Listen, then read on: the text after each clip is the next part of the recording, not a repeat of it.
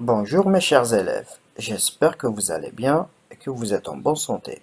Aujourd'hui, on va entamer un nouveau cours qui s'intitule Loi de l'intensité et vers la fin, bien sûr, vous allez savoir appliquer les lois de l'électricité pour l'intensité. Vous êtes prêts? Allez, on commence. Aujourd'hui, on va étudier deux notions très intéressantes. La première, c'est loi de l'intensité dans un circuit en série. Et la deuxième notion, c'est loi de l'intensité dans un circuit en dérivation. Bien sûr, on est en train d'étudier les lois associées à l'intensité électrique. On commence comme d'habitude par la situation de départ. Donc la situation est la suivante. Sarah a réalisé un circuit en série avec deux lampes. Donc elle a deux lampes différentes, mais une des deux lampes brille. Donc il y a une seule lampe qui brille. Et comme question on a, pourquoi une des deux lampes ne brille-t-elle pas? Bien sûr, pour répondre à cette question, Sarah a des amis, et les amis de Sarah nous proposent des hypothèses. Donc ils ont formulé les hypothèses suivantes. Donc il y a Karim, Amine et Kautar. Karim nous propose que il faut inverser l'ordre des lampes. Donc il faut inverser l'ordre des lampes pour que la lampe brille. Par contre, Amine nous dit que il pense que la lampe ne brille pas parce que l'intensité s'épuise en traversant les lampes. D'accord? Et comme dernière hypothèse, Kautar nous dit que non, elle est grillée. Donc la lampe est grillée. Très bien. Le professeur donc va nous aider bien sûr à écarter une hypothèse. Donc si je vous propose laquelle de ces hypothèses peut-on écarter? Très bien. Donc on peut écarter l'hypothèse de Kautar car on sait tous que dans un circuit en série, si une lampe est grillée, les autres récepteurs ne fonctionnent pas, donc cessent de fonctionner. Donc ceci veut dire que l'hypothèse de Kautar est fausse. Maintenant, donc on passe à la vérification des autres hypothèses, c'est-à-dire l'hypothèse de Karim et Amine. On commence tout d'abord par la vérification de l'hypothèse de Karim, bien sûr. Donc il faut faire l'expérience. Karim nous dit que il faut inverser l'ordre des deux lampes. Donc je vais essayer de faire l'expérience.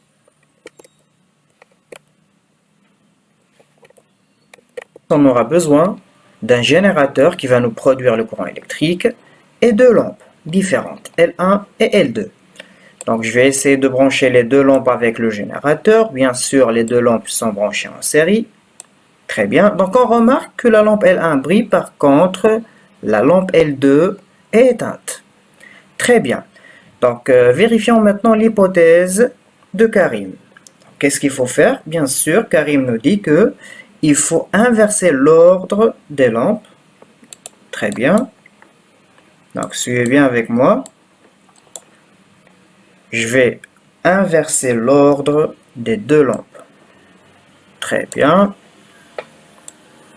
Une fois qu'on ferme le circuit, on remarque que toujours on a le même résultat, c'est-à-dire la lampe L1 brille, par contre la lampe L2 est toujours éteinte. Ceci veut dire que l'hypothèse de Karim est fausse. Très bien, donc après avoir vu l'expérience, donc on peut retirer de cette expérience que l'ordre des dipôles n'a pas d'importance dans un circuit en série.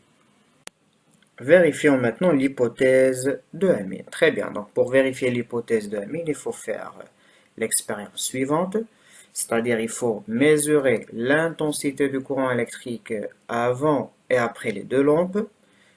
Suivez bien avec moi l'expérience. Vérifions maintenant l'hypothèse de Amin. Donc Amin nous dit que le courant électrique s'épuise en traversant les deux lampes.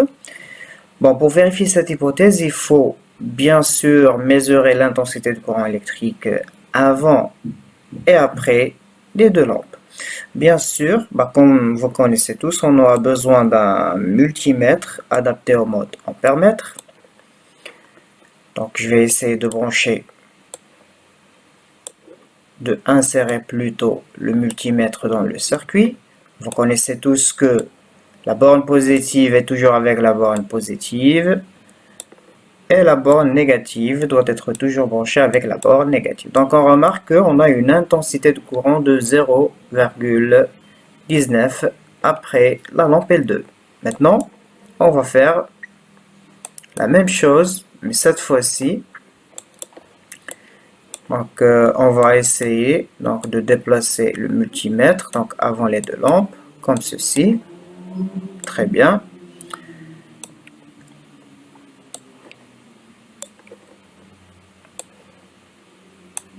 Bon, mesurons l'intensité de courant électrique. Très bien, donc on remarque qu'on a la même intensité, c'est-à-dire 0,19. Ceci veut dire que l'hypothèse de Amin est fausse. Donc les trois hypothèses sont fausses. Donc qu'est-ce qu'on peut retirer de cette expérience? Bien sûr, on a vu que l'ordre des dipôles n'influence pas l'intensité du courant électrique et que dans un circuit en série, l'intensité du courant est la même partout, c'est-à-dire l'intensité du courant électrique est la même en tout point du circuit. Puisque les trois hypothèses sont fausses, donc c'est quoi la solution? Pourquoi la lampe L2 ne brille pas? Très bien. Qu'est-ce qu'il faut faire, monsieur le professeur? Donc le professeur nous dit qu'il faut observer les deux lampes. Bien sûr, lorsqu'on observe les deux lampes, on sait déjà tous que les deux lampes sont différentes. Mais lorsqu'on les observe, on trouve que sur la lampe L1, c'est écrit 0,3 ampères et sur l'autre lampe, on a 0,1 ampère. Donc, qu'est-ce que c'est que 0,3 ampères et 0,1 ampères? Très bien, donc on les appelle les intensités nominales, ce sont les intensités nominales, et on sait tous que l'intensité nominale indiquée sur un appareil correspond à la valeur de l'intensité pour laquelle un appareil électrique fonctionne de manière optimale. Donc, pourquoi la lampe L2 ne brille pas? C'est tout simplement parce que elle a une intensité nominale qui est petite par rapport à celle de la lampe L1. Et du coup, le courant électrique traverse la lampe L2, mais elle ne brille pas. Donc, ce que vous devez retenir, c'est que lorsque les dipôles sont associés en série, ils sont traversés par la même intensité du courant, donc ce qu'on a vu, et que l'intensité du courant électrique dans un circuit en série est la même partout. On dit que dans un circuit en série, il y a unicité de l'intensité du courant électrique. Unicité, c'est-à-dire que l'intensité du courant électrique est la même en tout point. Passons maintenant à l'exercice d'application qui va nous permettre de consolider nos connaissances. Donc c'est un exercice facile, c'est à la portée de tout le monde. Je vous lis l'énoncé de l'exercice. Dans le circuit ci-dessous, on mesure l'intensité de courant traversant une lampe allumée. Donc, comme vous voyez tous, on a une pile, une lampe, un interrupteur fermé et un ampère-mètre. La question est la suivante. Quelle est la valeur de l'intensité de courant traversant la lampe justifiée? Donc, on doit justifier notre réponse. Bien sûr, la valeur de l'intensité de courant traversant la lampe est 187,4 mA, car dans un circuit en série, on sait que l'intensité est la même en tout point du circuit. Passons maintenant à la deuxième notion, loi de l'intensité dans un circuit en dérivation. Et comme d'habitude, on commence par la situation problème. Donc la situation est la suivante. Le camping-car de Sarah est équipé d'un réfrigérateur, d'une pompe à eau et d'un plafonnier. Lors de sa réservation au camping, on lui demande si elle veut un raccordement à l'électricité de 10 ampères pour 5 euros ou de 15 ampères pour 10 euros par jour.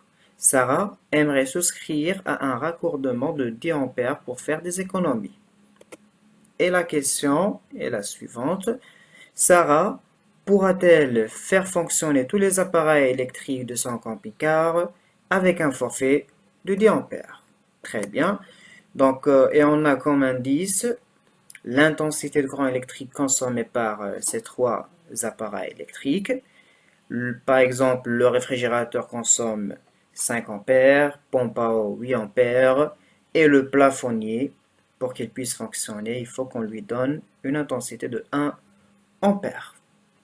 Pour savoir lequel des raccordements Sarah doit-elle choisir, bien sûr, il faut faire l'expérience.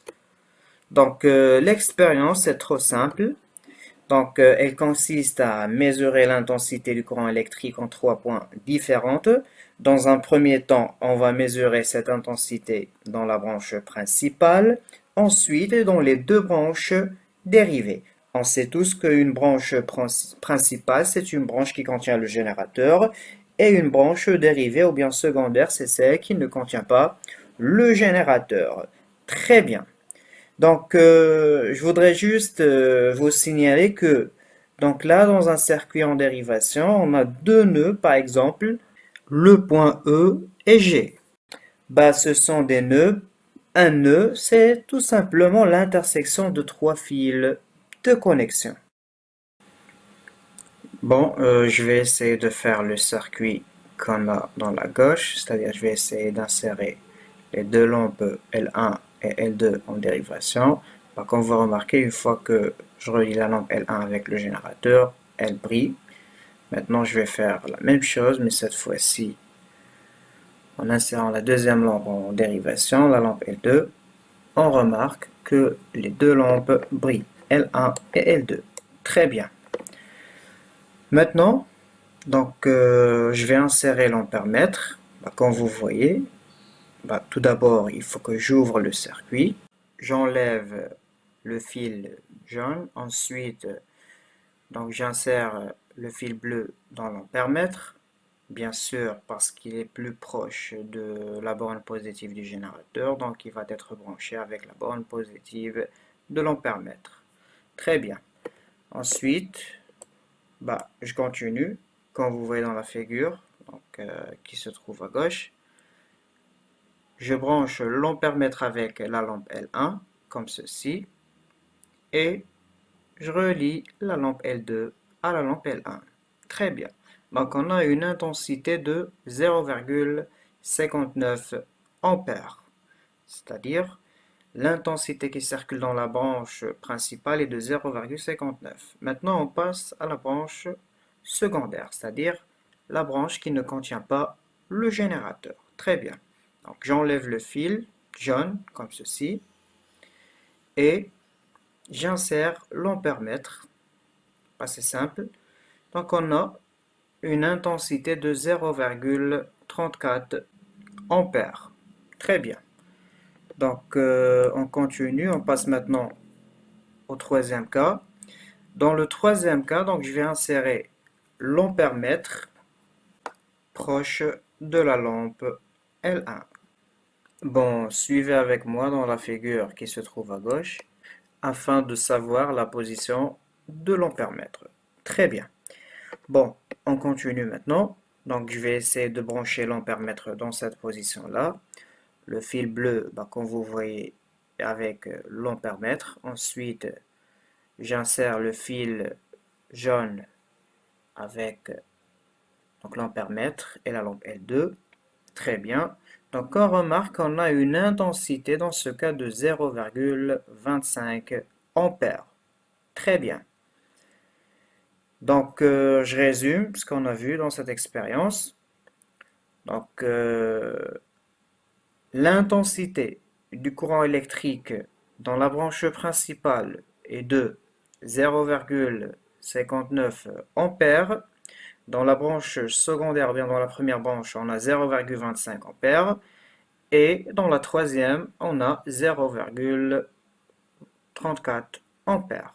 Très bien. Donc, l'intensité du courant électrique qui se trouve, ou bien qui circule dans la branche principale est égale à la somme des intensités qui se trouvent dans les autres branches, c'est-à-dire les branches secondaires.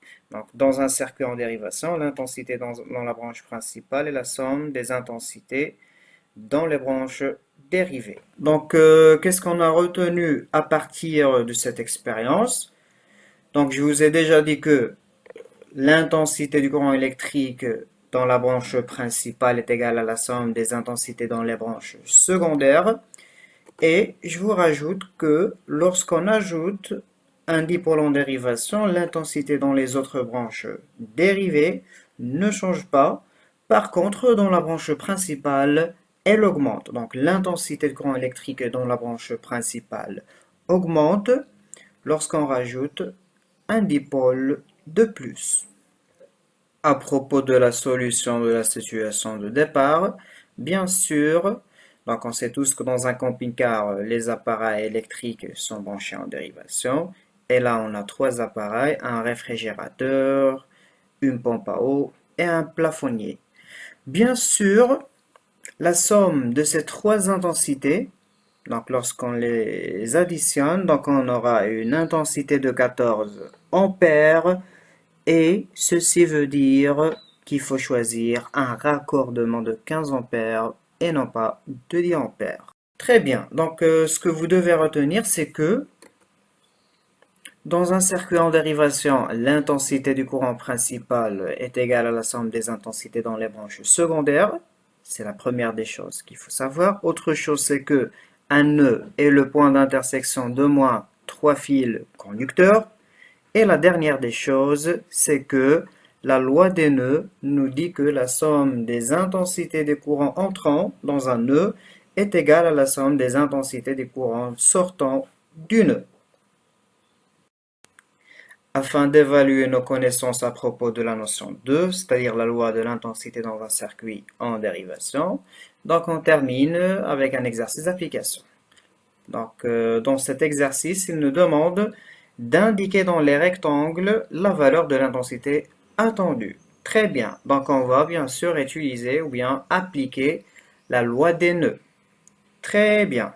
Donc, par exemple, dans le premier cas, donc on a une intensité de 4,2 ampères entrante et 1,2 ampères sortante. Donc, qu'est-ce qu'il faut faire? Il faut faire la soustraction des deux. Donc, 4,2 moins 1,2 ampères. Ceci va nous donner, bien sûr, 3 ampères. Très bien. Pour le deuxième cas, donc, quand vous remarquez tous avec moi, donc les deux intensités sont entrantes. Bien sûr, donc on va faire l'addition des deux, la somme. On aura 5,4 ampères. Pour le troisième cas, donc on a une intensité de 0,24 ampères entrante et 180 milliampères sortante. Bien sûr, il faut convertir 0,24 ampères en milliampères. Ça va nous donner 240 milliampères et vers la fin, on aura 0,06 ampères. Pour le quatrième cas, c'est facile. Donc, on a une intensité de 170 milliampères dans les deux branches dérivées, c'est-à-dire les branches secondaires. Donc, dans la branche principale, on va faire la somme, ce qui va nous donner 340 milliampères. Cinquième cas en vitesse. Dans la branche principale, on a une intensité de 0,3 ampères. Et dans la première branche dérivée, on a 0,1 ampère. Donc, on va faire la soustraction et on aura 0,2 ampère pour la deuxième branche.